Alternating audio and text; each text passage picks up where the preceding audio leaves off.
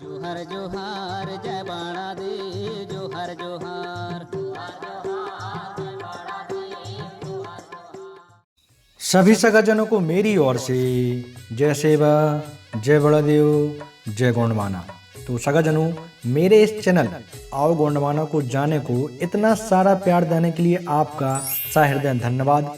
आप लोगों के द्वारा किए गए हर एक कमेंट को मैं ध्यानपूर्वक पढ़ता हूं और उनका उत्तर देने का हर संभव प्रयास करता हूं। मेरा एक वीडियो है गोंडवाना रियासत के 52 और 57 परगना, जो कि करीब 3 महीने पुराना है और उसमें 43,000 प्लस व्यू हैं। उस वीडियो में 10 दिन पहले एक भाई ने कमेंट किया था, जिनका नाम है ऑफिशियल जय चौधरी, जिनसे मदन महल किले को लेकर काफ़ी बात हुई थी। उन्होंने कहा था कि मदन महल किले को आपने 52 में क्यों शामिल नहीं किया है। तब उन्होंने मुझसे कहा था कि भाई आप एक पूरा वीडियो मदन महल किले के ऊपर जरूर बनाइएगा। मुझे सच में ना उस दिन बहुत खुशी हुई थी कि मेरे यह वीडियो अपने सगा के अलावा दूसरे सगा भी बड़े प्यार से देखते हैं। तो आज का मेरा यह वीडियो भाई जय चौधरी आपके लिए है। साथ ही मेरे सभी सगाजनों को इतिहास का एक ऐतिहासिक पल समर्पित करने जा रहा हूं।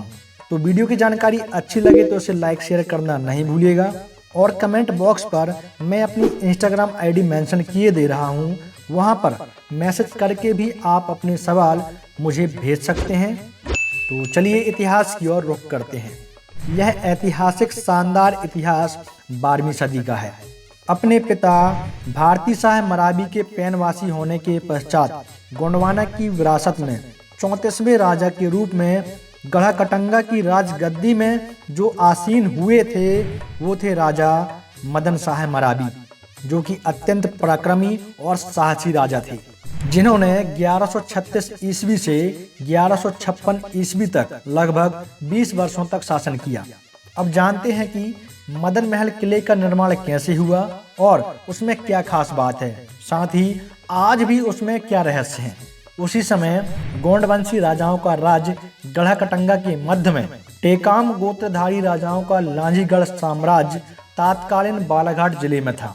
वहां के जो राजा थे वह थे मालूकोमा टेकाम और उनकी एक सुंदर पुत्री थी जिनका नाम था रानी मानको रायतार।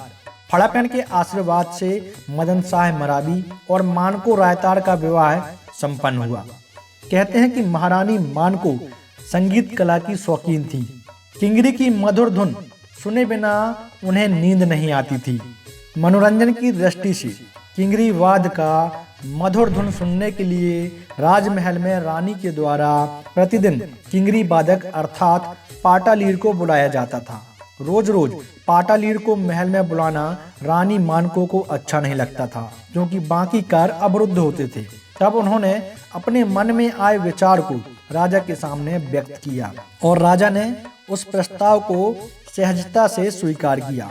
वे चाहती थी कि राजधानी और राजमहल से दूर एकांतमय वातावरण में संगीत महल बनाया जाए और रानी को खुश रखने हेतु मदन शाह ने हाँ कर दी। मध्य प्रदेश जबलपुर के दक्षिण छोर पर सरगोटी नामक ऊंची पहाड़ी पर गोल आकार के कई शिलाखंड हैं, जहां एक विशाल एवं गोलाकार शिलाखंड में अत्यंत मजबूत महल बनवाया गया और यह महल अत्यंत ही मजबूत बलुआ पत्थर के ऊपर बना है। मदन शाह मराबी के द्वारा निर्मित उक्त संगीत महल का नाम ही मदन महल है। मदन महल का निर्माण कार्य संपन्न होने के बाद मदन शाह मराबी के द्वारा राज्य के ख्याति प्राप्त सभी किंगरी वादकों अर्थात पाटालीरों को मदन महल में आमंत्रित कर मदन महल को खूब सजाया गया। धूमधाम से कार्यक्रम आयोजित किया गया। किंगरी वादकों का चयन करने हेतु प्रतियोगिता आयोजित की गई और जिसमें श्री रंगेल सिंह को सर्वश्रेष्ठ किंगरी वादक पाटालीर चुना गया और उससे राज दरबार का राजनैगी किंगरी वादक नियुक्त किया गया। अब हम मदन महल किला को जानते हैं। यह किला जबलपुर जिला मुख्यालय में मदन महल रेलवे स्टेशन के समीप, दिशा की बात करूं तो दक्षिणी पश्चिमी छोर पर सरगोटी पहाड़ी की चोटी पर एक विशालकाय मजबूत बलुआ पत्थर पर मदन महल किला बना हुआ है, जिसकी लंबाई 140 फुट तथा चौड़ाई 40 फुट है, जो अत्यंत ही सुंदर और मजबूती लिए हुए सीना ताने आज भी खड़ा हुआ है। सरगोटी पहाड़ी की ऊंचाई समुद्र सतह से लगभग 2200 फुट से अधिक है। सुरक्षा की दृष्टि से मदन महल के चारों ओर मजबूत परकोटे बनवाए गए हैं तथा दक्षिणी छोर पर आराध्य पैन भैरवा का बाजना मठ है, जो कि गोंडवाना की ही धरोहर है, जहां पर संग्राम साहब मरावी को असीम शक्तियां प्राप्त हुई थीं। मदन महल के सामने की ओर विशाल मेहराब द्वार है।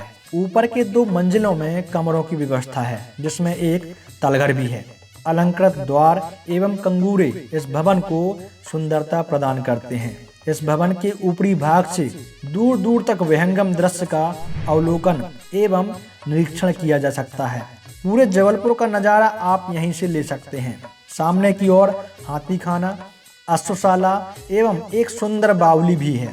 साथ ही किंगरी बादलों एवं राजाओं के बैठने के लिए जो एक महल बनाया गया था, वह खंडहर में तब्दील है, जिसे देखकर यह प्रतीत होता है कि इसमें राजा रानी और अन्य राज दरबार में उपस्थित सगाजनों के द्वारा किंगरी वादन का लुत्फ लिया जाता था।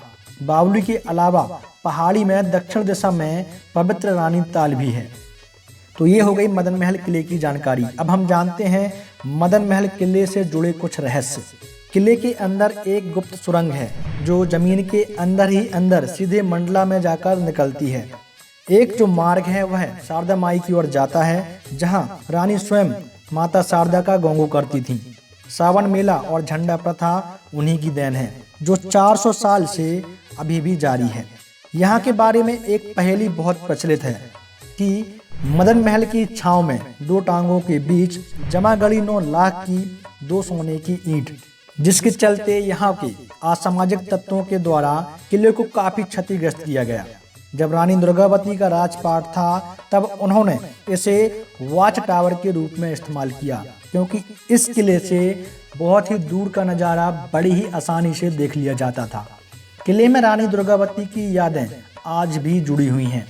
वह पत्थर आज भी यहाँ देखने को मिलता है, जिस पर रानी दुर्गावती अपने घोड़े पर बैठकर किले के नीचे छलांग लगाकर युद्ध का अभ्यास करती थीं।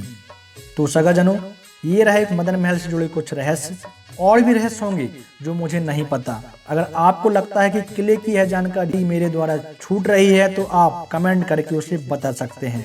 तो सगाजनों, ये रहा हमारे मदन महल किले का एक ऐतिहासिक इतिहास। आशा करता हूँ कि वीडियो की यह जानकारी आपको पसंद आएगी। मिलते हैं अगले वीडियो में, तब तक के लिए आप सभी को मेरी ओर से सेवा जोहार।